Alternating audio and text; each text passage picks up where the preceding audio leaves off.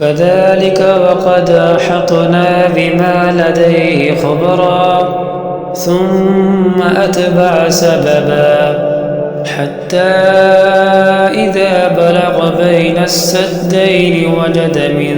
دونهما قوما لا يكادون يفقهون قولا قالوا يا ذا القرنين إن يأجوج ومأجوج مفسدون في الأرض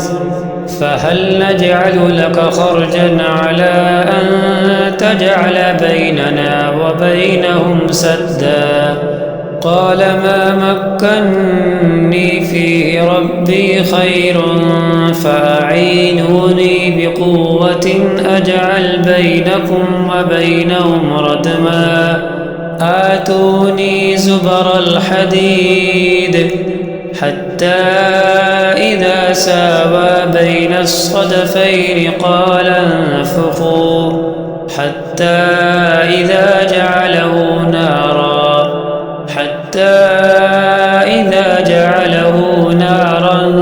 قال آتوني أفرغ عليه قطرا فما استطاعوا أن يظهروه وما استطاعوا له نقبا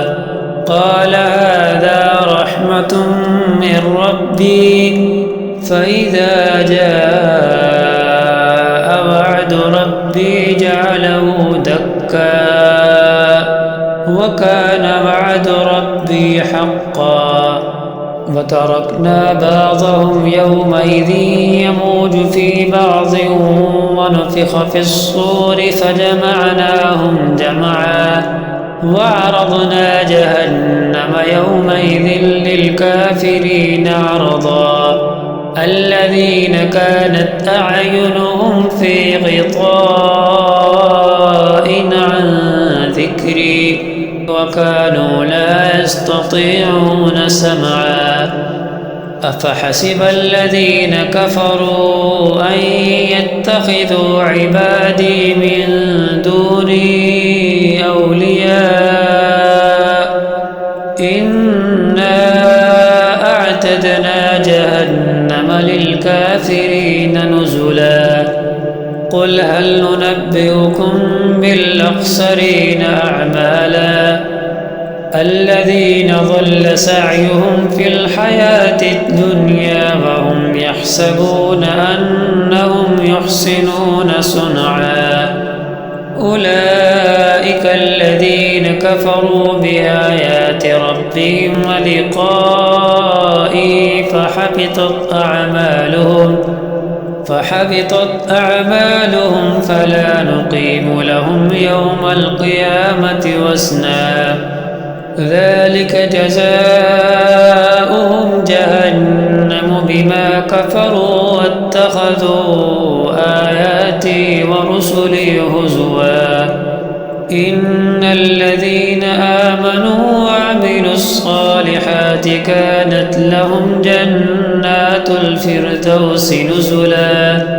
خالدين فيها لا يبغون عنها حولا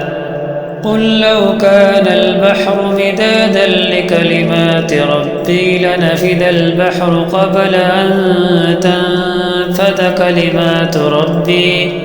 أن تنفد كلمات ربي ولو جئنا بمثله مددا قل إنما أنا بشر مثلكم يوحى إلي أنما إلهكم إله واحد فمن